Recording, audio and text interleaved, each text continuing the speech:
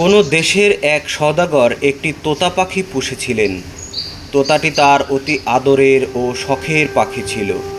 সে তাকে লৌহ পিঞ্জরে আবদ্ধ রেখে আদর যত্নে পুষতেছিলেন।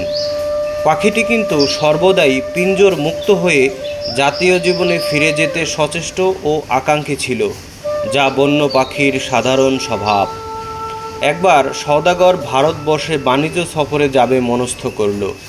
যাত্রার পূর্বে সে তার চাকর চাকরানী প্রত্যেককেই তার নিজ নিজ অভিলাষ জিজ্ঞাসা করল যে, তোমার জন্য কি নিয়ে আসব। সে মতে সওদাগর তোতাকেও ওই প্রশ্ন করল। তোতা বলল, ভারতে আমার জাতীয় পাখি অনেক আছে, কোনো তোতার সাথে যদি আপনার সাক্ষাৎ হয় তবে তাকে আমার সালাম জানিয়ে দিবেন। আমার অবস্থা জ্ঞাত করবেন যে আমি লৌহ পিঞ্জরে আবদ্ধ আছি। তাকে আমার আক্ষেপ অনুতাপ জানাবেন যে আমি পিঞ্জরে আবদ্ধ জীবন কাটাচ্ছি, আর তারা আনন্দের মুক্ত বাতাসে বিচরণ করে বেড়াচ্ছে। তোতা বলল, আমার একমাত্র আকাঙ্ক্ষা ও অভিলাষ এটাই যে আপনি আমার এই কাজটি করে আসবেন।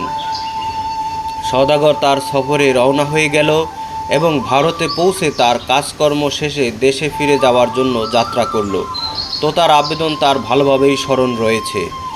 একদা সওদাগর এক বৃক্ষে কতগুলো তোতা দেখতে পেয়ে তোতার আবেদন পূর্ণ করতে বৃক্ষের নিচে দাঁড়ালো এবং তোতা পাখির নিকট পিঞ্জরে আবদ্ধ তোতার সংবাদ প্রদানে তার আর্জি অনুযায়ী সালাম পৌঁছালো এবং আর্জির বিষয় শোনালো। বৃক্ষের তোতাগুলো সকল বৃত্তান্ত শুনলে হঠাৎ তাদের মধ্য হতে একটি তোতা ছটফট করতে করতে মাটিতে পড়ে গেল, যেন সে মরেই গেল। সওদাগর এই দৃশ্য দেখে খুবই মর্মাহত হলো।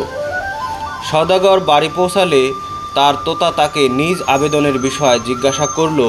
সওদাগর ভীষণ অনুতাপ আফসোসের সাথে পূর্ণ ঘটনা বর্ণনা করল। তোতাটি সেই বৃত্তান্ত শোনামাত্র পিঞ্জরের ভিতরে সেও ছটফট করে মরা হয়ে গেল। সওদাগরের আক্ষেপের সীমা থাকল না। অবশেষে সওদাগর তার মরা তোতাটি পিঞ্জর হতে বাইরে ফেলে দিল। বস্তুত তোতা মরেছিল না, মরার ভান ধরেছিল মাত্র। পিঞ্জর হতে বাইরে ফেলা মাত্রই সে উড়ে গিয়ে একটি বৃক্ষে বসল। সওদাগর অবাক। বৃক্ষ হতে তোতা বলল, ভারতের ঘটনাও তোতাটি বস্তুত মরেনি, বরং পিঞ্জরে আবদ্ধ থাকার সংবাদ প্রাপ্তে সে আমাকে শিক্ষা ও উপদেশ দিয়েছিল যে পিঞ্জর মুক্ত হতে চাইলে এর একমাত্র কৌশল যে মরার পূর্বেই মরে যাও, অবিলম্বে মুক্তি পেয়ে যাবে।